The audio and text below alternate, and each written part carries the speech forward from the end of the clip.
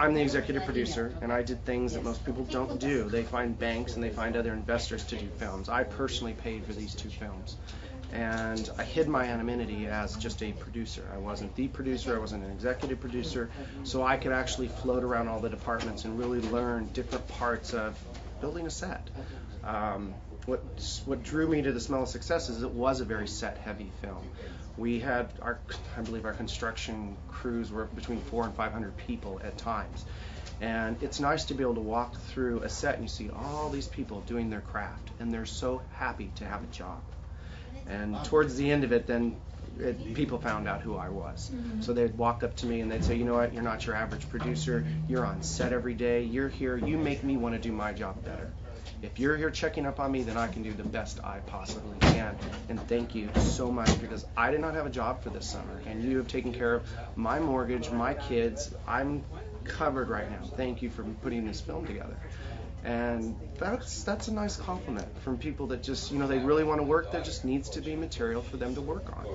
There is so much negativity in the industry. And working with the brothers, they had their kids on set. I had my daughter. I put her, we're applying for colleges this next year, so each summer she has to have an intern project, and she's been writing since she was a little girl, so we needed a charity or a volunteer where I put her to work on set every day as one of the livestock coordinators. So she was a PA to assist these people, so there she is in her golf cart, because with The Smell of Success we had so many animals on set. We had lions, we had tigers, we had giraffes, we had monkeys and owls, and it was Wild Kingdom. And it was fun to work with that. I mean, I enjoyed it, and she had a blast. I mean, her job was just basically to get people from A to B. And I felt comfortable having my little girl on set with me. I wanted a family environment. My parents were there several times throughout the filming. It stimulates people's minds. My daughter used to bring her girlfriends from boarding school. Come, my dad's making a movie. Come to set and hang out. Well, we were swamped, so the next thing I know, I put this very privileged little girl working behind the craft service counter. I get a call from London the next day saying, I've been trying so hard to get my kid to do anything, and you put her to work on your set?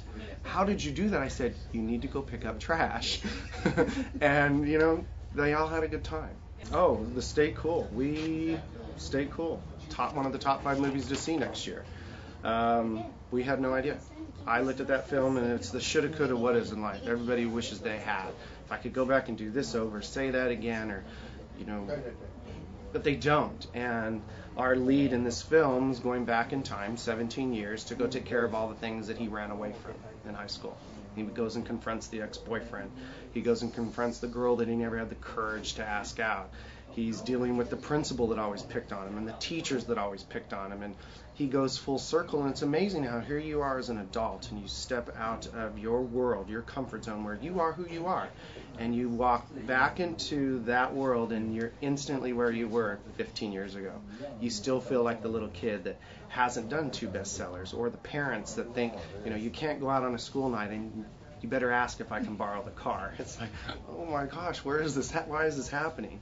And the film just kind of goes back and teaches people, at any age you can go back and fix things. You can change things and make a difference. And that's what this story does, in a nice, fun, happy way. I've spent the last 2 years building a team, and I'm very happy with the team of people I have. I have old school, I have new school. Love the cutting edge new people because they're going to stay on top of what's now. But I also like my old school team because they're going to watch my back 100%. So I know that I'm going to have every base covered. And it gives me the freedom to explore new things. And when I look at certain projects, I want to see what is the language? Am I at a PG-13 or an R? What nudity is in there? Is the nudity necessary? Does it really push the story? Or is it just extra? My daughter's 17. She saw a film. She says, Dad, they said the F word 15 times in the first 5 minutes. I like to think of myself as educated, and they're using words that really don't push the story along. Don't insult our age. We do have a vocabulary that's larger than, that type of talk. So I do look at things that, a family can see, something that I'd take my parents to. I want my parents to be proud of me. One of the first films I did was 12 years ago, a little Western, and the highlight of that film was having my grandfather go to the film and sit there in the big theater and watch it. And I don't know, I just want to instill those family values so that my daughter takes that to whatever she does with her life. But the team that I've built they're good people, and I trust them. And so we have one person that looks at the PR side of it, and we have one person that looks at the material, because you got to start with the material.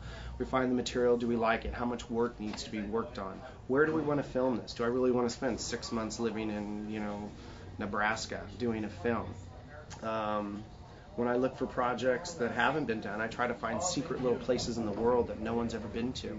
Let us take the couple cameras and let's go to this wonderful little place and let's show the whole world how unique and special and beautiful this place can be. The Straight Drag Queens, that's this next film. It's a very colorful, very flamboyant in a weird way, because it's stimulating to the eye, and it's Mrs. Doubtfire and Tootsie. It's guys putting clothes on because they want a job, because they want to spend time with their kids. And that's part of the process of finding material. And then just finding the cast. It's a symphony. You have this beautiful dance, and it starts with a piece of material, and then you tweak it, and you tweak it, and you find the right cast.